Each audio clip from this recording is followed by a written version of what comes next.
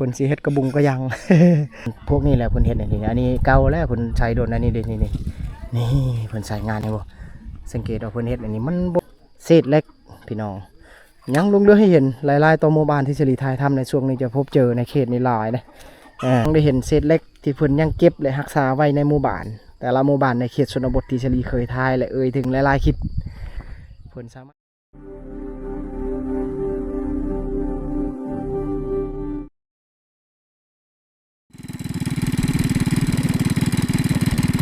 สบายดีพี่น้องสบายดีอยู่กับเฉลีอีกเทื่อนึงนะอันนี้เสียงรถเฉลีเด้อเฉลีถือรถที่ห้างมื้อนี้มุ่งหน้าเข้าสู่เขตชนบทอีกจุดหนึ่งนะวันนี้ก็เดินทางคนเดียวคือเก้าพี่น้องเดี๋ยวอวยปองอันนี้สลิถือมอเตอร์ไซค์คันนี้นะทางยากนะช่วงนี้เดินทางแต่เสา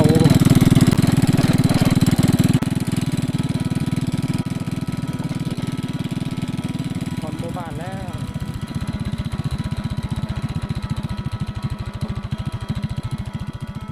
อ้าวทุกคนบัดนี้สลีเข้ามาในหมู่บ้านแล้วนี่แหละเข้ามาปุ๊บเลยเห็นอันนี้เราได้นี่ได้คืออะไรเขตนี่เป็นเขตเมืองเซโปนนะบ้านที่เชลีอยู่นี่ก็ห่างจากเซประมาณ1 กิโลนะเซนะไปทางพุ่นได้บ้านนี้เป็นบ้านหนึ่งที่เชลีเคยถ่ายเมื่อ3 ปีก่อนนะแต่เชลีบ่ได้ถ่ายช่วงนั้นก็เดินทางไปถ่ายทำคลิปกับบิลีในหมู่บ้านนี่นะช่วงนั้นนะเป็นเขตเมืองเซโปนนี่คืออลูมิเนียมมาฮอดมาถึงอีกครั้งหนึ่งหมู่บ้านนี่เป็นบ้านน้อยๆนะสังเกตว่าเฮือนชานบ้านซองนี่ใช้ชี้อวยกองรอบๆนี่บ้านน้อยบ้านบ่ค่อยใหญ่นะทุกคนนะนี่อวยกองฟังนี่ส่วนใจกลางหมู่บ้านนะอยู่ทางพุ่นนะบ้านน้อยเป็นบ้านชนเผ่าบรูทั้งหมดเลยเด้เผ่ามงกองทั้งหมดเลยแต่พิเศษข้อดีก็คือนี่มีเสาไฟอยู่ในบ้านมีไฟฟ้าอยู่แต่ว่าเป็นบ้านดั้งเดิมหลายปีแล้วเพิ่นอยู่กันนี้ได้สำหรับบ้านอันนี้นะสังเกตจากเครื่องปลูกของชาวบ้านนี่เดี๋ยวชิ้นยางไปรอบๆเขตหมู่บ้านไปแล้วเนาะอยู่ในเขตหมู่บ้านชนบทอีกจุดหนึ่งที่ห่างจากเมืองสำหรับจุดนี้นะอยากให้ FC ได้เข้าใจนำกันบ้านที่เฉลี่ยอัปเดตแต่ละจุดนี่เป็นบ้านที่ห่างจากความเจริญอันนี้เนี่ยจะเกือบ20 กว่ากิโลนะตามที่เฉลี่ยดาวๆก็น่าจะประมาณนั่นแหละหรือว่า30เนี่ยแหละเกือบนี่แหละพี่น้องเนาะห่างจากเมืองถ้าว่าเป็นเขตนี่ก็เขตเมืองเซโปนนั่นแหละอันนี้น่าจะเป็นเหือนบ่เหือนคือกันนะนี่ก็เจ้าของเพิ่นว่าอยู่เอาพี่น้องไปอันนี้เด้เครื่องปลูกนี่เต็มหมดเลยเด้นี่พวกต้นข้ามต้นม่วงเด้เมื่อก่อนนะเพิ่นน่าจะอยู่นี่เด้แต่เพิ่นย้ายไปอยู่อีกฝั่งหนึ่งทางไปเซลงเซทั้งนี้แหละนี่เครื่องปลูกของชาวบ้านหลายนะต้นพร้าวต้นมะพร้าวต้นมะม่วงมะขามทุกคนเลยคล้ายๆกับบ้านห้างบ้านเก่าแก่ดังเดิมนะแต่ว่าทะลีก็ก่อนสิเข้ามาก็อบรมกับอายคนนึงในหมู่บ้านถามที่ไปที่มาอยู่เมื่อก่อนกับเพิ่นอยู่ทางนี้หลายกว่าบ้านนะปัจจุบันเนี่ยเพิ่นย้ายเลยดิก็คือเพิ่นย้ายมันอาจจะเป็นเขตนี้น้ำท่วมแล้วเพิ่นก็ย้ายไปอยู่ฝั่งฝุ่นนะเพิ่นย้ายไปอยู่ฝั่งฝุ่นย้ายไปอยู่ฝั่งฝุ่นมันเป็นสถานที่สูงหน่อยหนึ่งนะเพิ่นก็ย้ายไปถ้าว่าจะเข้ามาหมู่บ้านนี่บ่มีเซ่เด้สีขามมาบ่มาแตกต่างจากคลิปเก่าที่เฉลีถ่ายมาบ้านจุดนั้นนะถ้าจะเข้าไปนี่ต้องข้ามเซ่แต่ว่าบ้านนี้บ่มีเซ่เด้ขันยังมากอ่ะมันมีเส้นทางเข้ามาอยู่มีเส้นทางง่ายเข้ามาอยู่พี่น้องเนาะในเฮือนในชานบ้านซองนี่ก็ถือว่านี่ก็เฮือนอีกหลังนึงเพราะอลูมิเนียมได้นี่เล็กเพราะหนาเลยทุกคนมันจะเป็นเล็กเก้าคือกันอันนี้ดังป้องหนาเลยนะเพื่อนสามารถใช้งานในจำเป็นนี่แหละเจ้าของเพื่อนเพื่อนเบื่ออยู่ทุกคนเลยได้เห็นหลายๆอย่างไปน เข้ามาหมู่บ้านนะสลีจะถามภาษาของหมู่บ้านนะบางจุดบางบอนพี่น้องเนาะเข้าให้เพราะอันนี้เข้าให้เนาะเข้าให้เนาะโอ้เพิ่นตากเข้าให้พี่น้องเพราะว่าช่วงนี้นี่เริ่มเก็บเกี่ยวเข้าลายต่อลายหมู่บ้านนะสลีเขาไปแต่ละจุดแต่ละบ่อนนี่จะเห็นเข้าให้ที่เขาตากในแบบนี้ในคลิปลังนะสลีทายไปอยู่ในลักษณะที่เขาเอิ้นว่าฮูดเข้าให้แต่อันนี้คือขั้นตอนที่เขาตากก่อนที่เอาไปใช้งานต่างๆไปตั้มไปซีในหุงบดต่างๆก็ต้องผ่านขั้นตอนตากไปนี้ก่อนก็อีกจุดหนึ่งที่สลีพบเจอในเขตชนบทและในหมู่บ้านต่างๆในช่วงนี้พี่น้องนะเพิ่นก็น่าจะเอาไปซีเนื่องจากว่าบ้านนี้มีไฟฟ้าอยู่ดิมีไฟฟ้าเดี๋ยวเพิ่นเอาจะเอาไปซีเดี๋ยวย่างไปฟังฝุ่นพี่น้องบ้านนี้นี่ตามที่สลีได้ย่างได้สัมผัสเป็นครั้งแรกในคลิปเลยเชลีเข้ามาสุดก่อนนะเชลีบริท้ายเมื่อ3 ปีก่อนนะแต่ว่าครั้งแรกที่เชลีเข้ามานี่เห็นเครื่องคองหลายอย่างที่ยังรุ่งเรืองในหมู่บ้านนี่อย่างเช่นเครื่องเก่าแก่ดังเดิมนี่หลายอย่างได้หลายสิ่งหลายอันที่เชลีแนมไปอย่างเช่นเฮือบ่อนี่กลางคลิปแล้วก็อันนี้นี่เราเข้าเห็นบ่นี่เราเข้านี่หลายหมู่บ้านนะที่เชลีเข้าไปนี่เห็นเราเข้าแต่มีความแตกต่างบางหมู่บ้านก็เฮ็ดสูงแต่ว่าบ้านนี้เขาบ่ได้เฮ็ดสูงได้นี่เราเขานี่ในตารางเพิ่นก็มีอันฟืนดังไฟนะยามที่เพิ่นต้องการอยากดังไฟต่างๆเพิ่นก็เอาไปใช้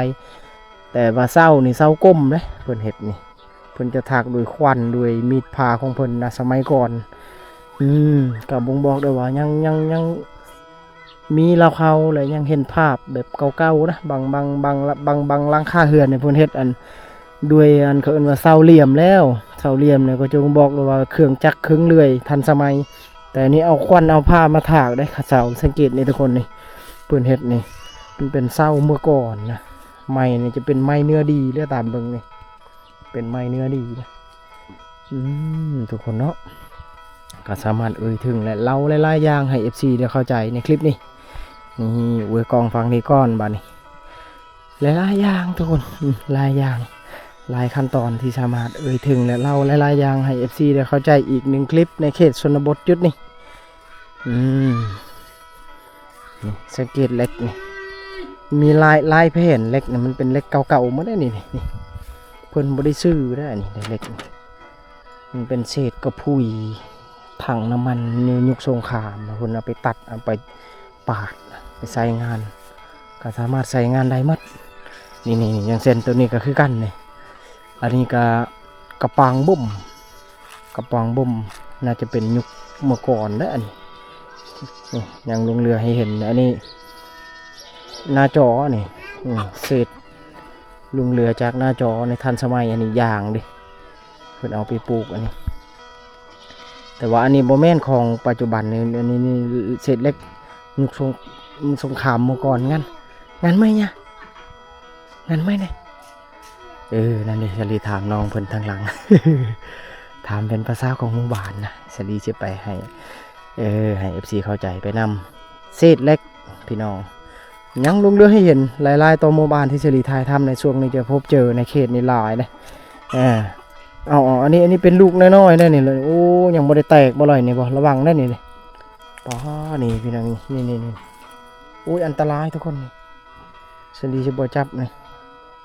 อันตรายเลยมันแตกเลยบอลเลยแต่ว่าเก้าเลยเศษกระปังลูกบุ่มปลาคายบ่เลยคายบ่จิบ่ตาดัง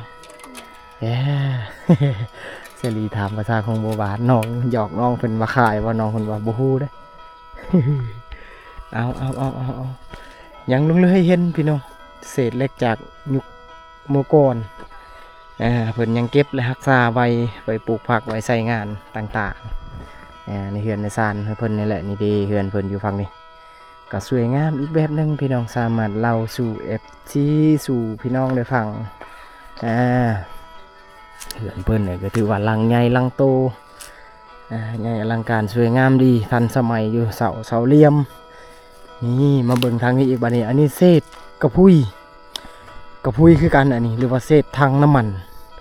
เศษทางน้ำมันเศษกระพุยเมื่อก่อนนะทุกคนนะนี่แหละถ้าว่าเข้ามาในเขตชนบทนี่ซาลีค่อนข้างอยากเล่าให้ FC ได้เข้าใจหลายๆอย่างพี่น้องนะถ้าว่าย้อนอีกเมื่อหลายปีก่อนนี่เศษเหล็กพวกนี้เป็นสิ่งหนึ่งที่ว่าสำคัญที่สุดเลยผู้ใดที่มีผู้ใดที่ครอบครองไว้พวกเหล็กพวกนี้นะจะเป็นเขาเอิ้นว่าประมาณว่าทรัพย์สินสมบัตินี่แหละพี่น้องเนาะซาลีก็บ่สามารถจะเล่าทั้งหมดในรายละเอียดในชัดเจนคำอธิบายอาจจะผิดพลาดหลายๆอย่างแต่ว่านี่คือ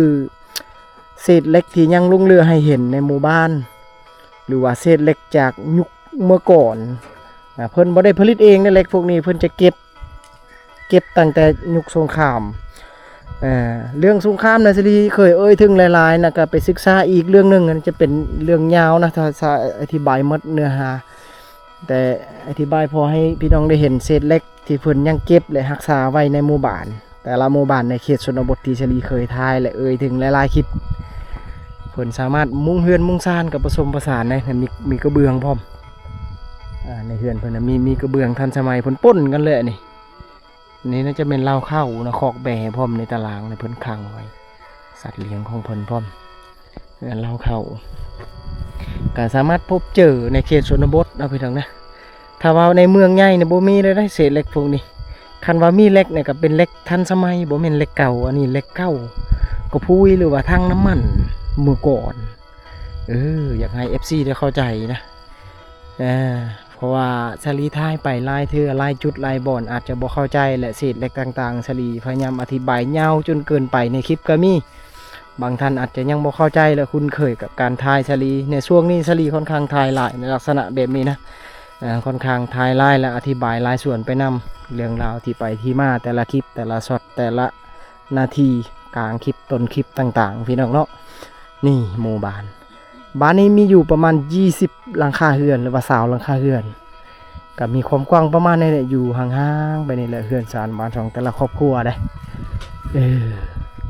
อันนี้ก็อายคนหนึ่งอีกบัดนี้ป้าโชโฮงซี่เนาะอายตัวนี้เนาะโฮงซี่โฮงบดทุกคนอันนี้นะ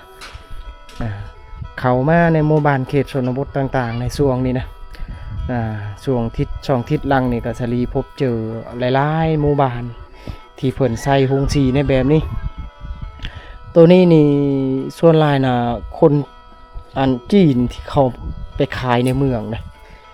สลีเชื่อเลยว่าเมื่อก่อน30ปี40ปีที่ผ่านมาเมื่อก่อนอย่างเช่น20ปีที่ผ่านมานะบ่มีเครื่องจักรไปนี่มีอยู่ในคลิปสลีบางหมู่บ้านนะเพิ่นตำเอาเขาเอิ้นว่าตำเอาโคกเอาสากนะอันนี้มีโฮงซี่นี่ที่ว่าแบ่งเบาภาระอีกแบบนึงสำหรับชาวบ้านเพิ่นสีเขาต่างๆเขาเปลือกที่ชลีถ่ายเมื่อต้นคลิปก็นี่แหละ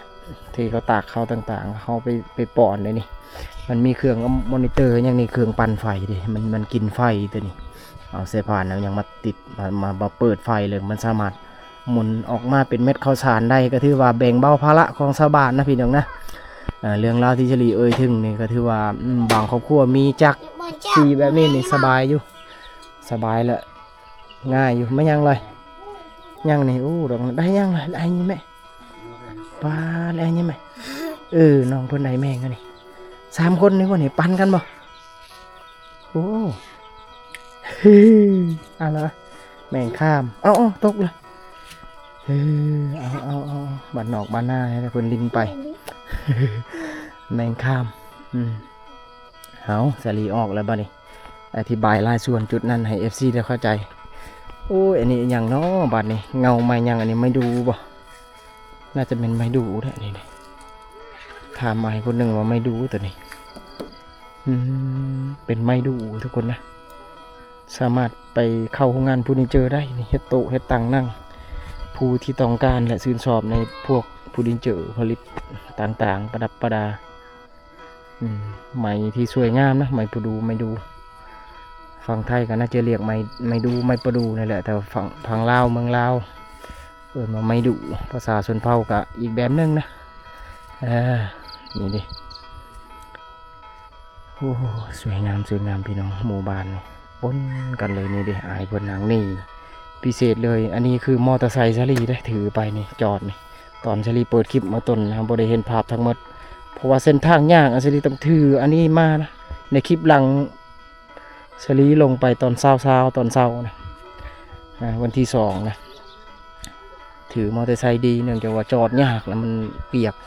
สบายดีอ้ายเด้อบัดนี้ โอ้คักเนาะบ้านเฮาเย็นเนาะโดย20หลังคาเรือน20หลังคาเรือนเนาะ สาวปลายนี่แหละ 20ปลายสวยงามเย็นผู้สาวมีอยู่บ่บ้านเฮาผู้สาวนี่ มี มีอยู่บ่ มี โอ้โห ได้ประมาณ10 คนนี่แหละ 10 คน นั่นแหละ ป้อ10 คนน่ะถือว่าหลายเด้ นั่นแหละ เขาอยู่บ้านว่าบ่ได้ไปเฮ็ดงานบ่ บ่ บางคนเนี่ยอยู่เนาะ โอ้มีเขาไปเฮ็ดหมดเขาเมื่อ หมดเขาเมือเขามาบ้านแล้วเนาะ นะ คันว่าช่วงค่ำนี่น่าจะเห็นเนาะเขาอาบน้ำ แม่น เขาอาบน้ำนี่ใช่เขาอาบน้ำมาดาน ธร เนาะ รมดานั่นแหละ น้ำมาดานน่ะคือ ลายเขาเจาะชุมตัว เจาะส่วนตัวก็มี นั่นแหละ มันเป็นน้ำที่ใดขึ้นจากน้ำใต้บาดาลเนาะ โดย ก็คือบ้านเฮานี่ตามที่เชลีได้ฮู้ถามอายคนหนึ่งเมื่อตอนที่เชลีมานะเซกับไก่เนาะ แม่นแหละ มัน หง ลักหนึ่งมันห่างจากจุดหมู่บ้านเพิ่นก็คือน้ำห้วยน้ำหยังก็ห่างกันจากบ้าน และอีกอย่างคุ้นยามนี้เนาะ โดย บ่สามารถจะใช้งานได้แต่ว่าเพิ่นอาบลักๆเลยเนี่ยน้ำแบบ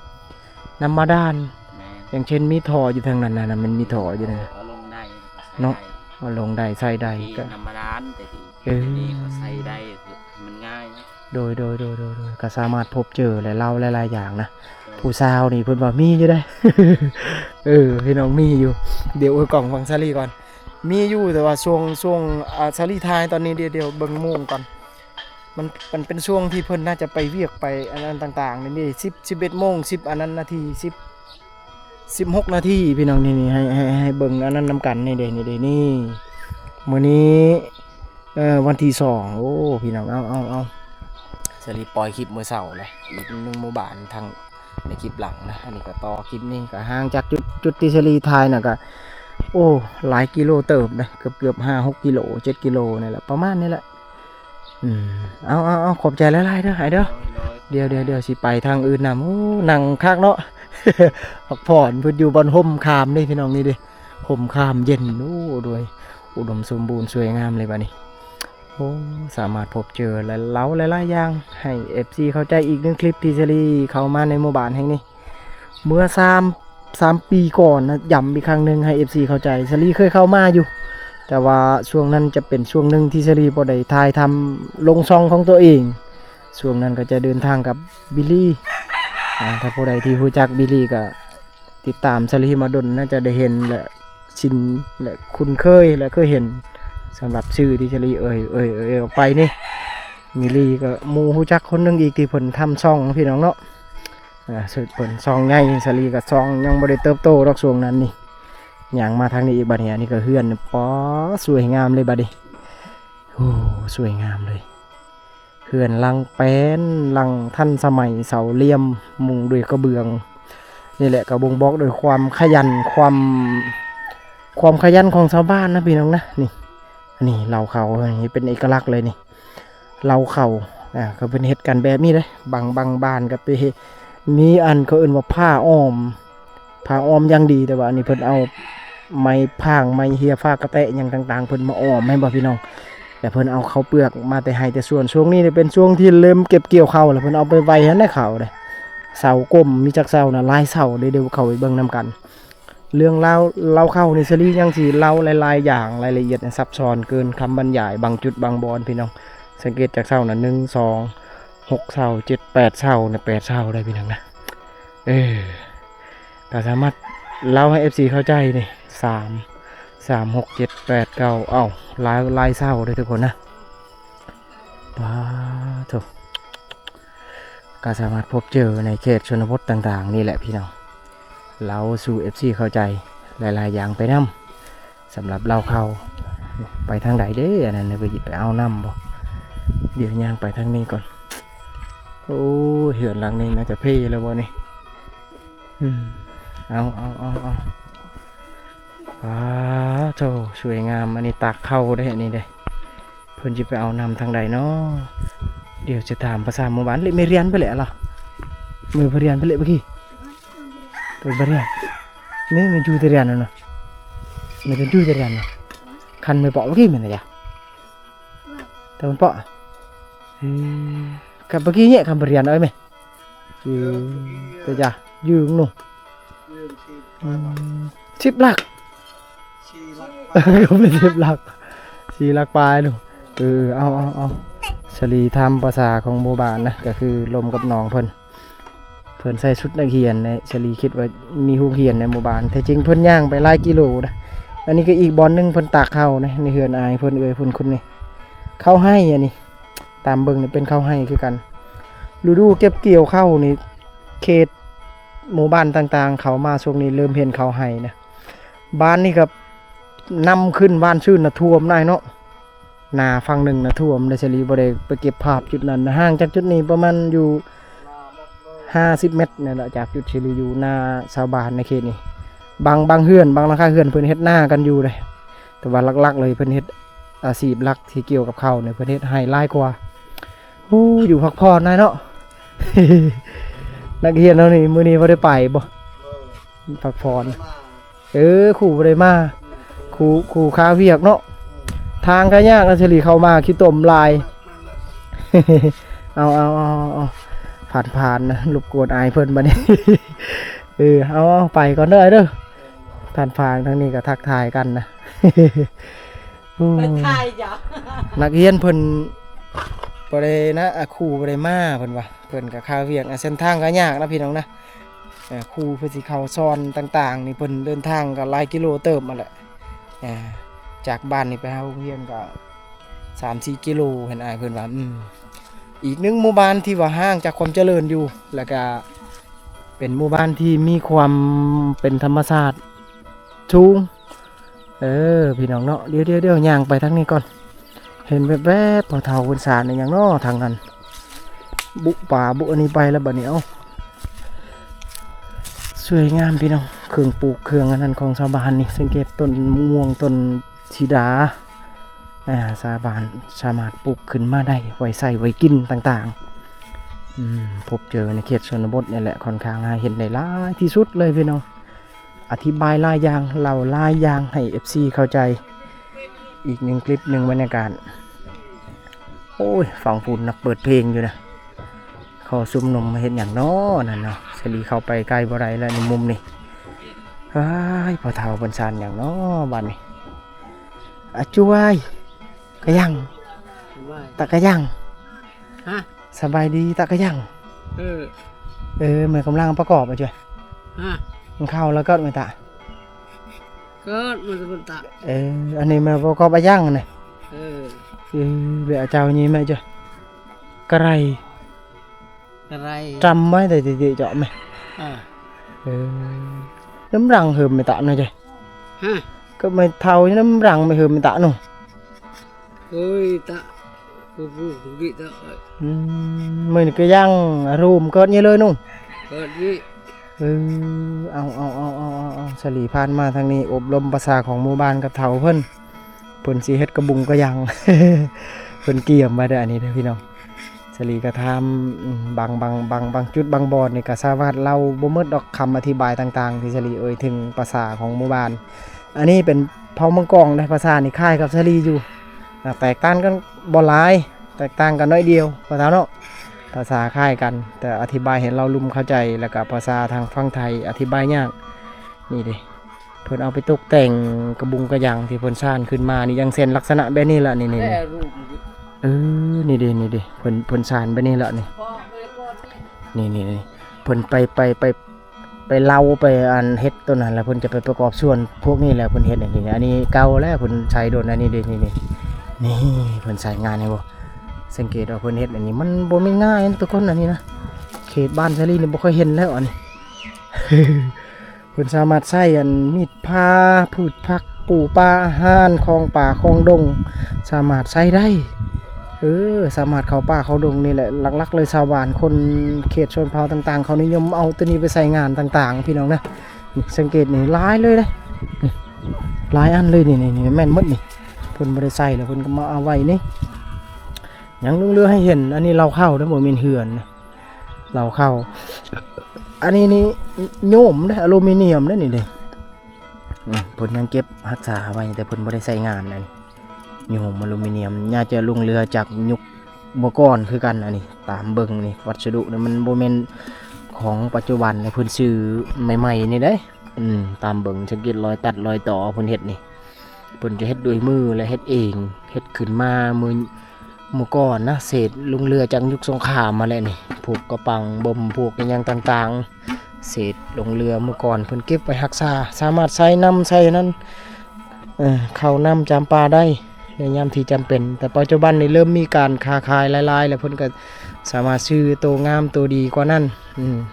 ก็สามารถใช้เครื่องคองที่ทันสมัยบางจุดบางบอนบางหลังคาเรือนพี่น้องเนาะเอาบัดนี้ไปก่อนเด้อพ่อเฒ่าเด้อไปก่อนบัดนี้ครบอกครบใจละลาย เอาพี่น้องสลีไทยทำพ่อเฒ่าเพิ่นเฮ็ดกระบุงกระหยังชื่อไว้กล่องฟังกลางหมู่บ้านนะฟังฝุ่นนะแต่ว่ามีการเปิดเพลงกับถ่ายทำยากอยู่ในจุดนั้นถ่ายทำยากภาพอีกครั้งหนึ่งอันนี้หน้าของชาวบ้านนะเป็นหน้าที่อยู่ใกล้ๆบ้านนะนี่บ้านอยู่ฝั่งนี้พี่น้องนะอันนี้เป็นหน้าที่อยู่ใกล้ๆบ้านนะสลีมาไว้กล่องฟังนี่เข้านี่เริ่มแก่เริ่มมันเขาเอิ้นว่าวิทย์และต่างทองอันนี้นะในจุดนี้เริ่มสีฮอดขั้นตอนสุกเลยได้นี่เด้เริ่มสีฮอดขั้นตอนเก็บเกี่ยวแล้วกว้างเลยหนาแล้วพี่น้องสวยงามเลยมีความเป็นธรรมชาติสูงนะในเขตหมู่บ้านนี่มีหน้าอุดมสมบูรณ์สวยงามเอาบัดนี้เดี๋ยวสิเก็บภาพจุดอื่นๆไปนำพี่น้องเนาะนี่คือเรื่องราวที่ชลีทายทำในหมู่บ้านแห่งนี้พี่น้องเอาบัดนี้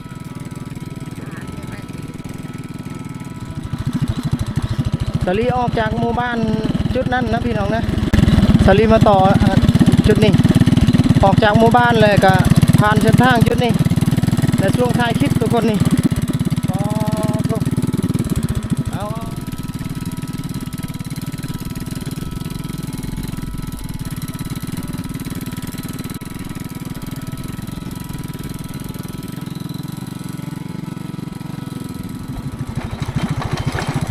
สลีออกจากหมู่บ้านนั้นแล้วพี่น้องกำลังสิมุ่งหน้าไปอีกหนึ่งหมู่บ้านพี่น้องหนึ่งคลิปอีกหนึ่งคลิปเป็นคลิปที่สองนะสำหรับต่อจากคลิปนี้บ้านที่สลีท้ายนี่เป็นหมู่บ้านนั้นโคกเกินมาบ้านโคกพี่น้องเนาะถ้าว่าเป็นเขตนี่เป็นเขตเมืองเสียโฟนจุดที่สลีท้ายได้หมู่บ้านเก่าแก่ทางเดิมอีกจุดหนึ่งพี่น้องเจอกันไหมในคลิปต่อไปพี่น้องขอบคุณหลายๆคลิปนี้อันนี้กำลังเดินทางในเส้นทางนี้พี่น้องนะหน้าพุ่นแหละเอาประมาณนี้ก่อนคลิปนี้ขอบใจหลายๆ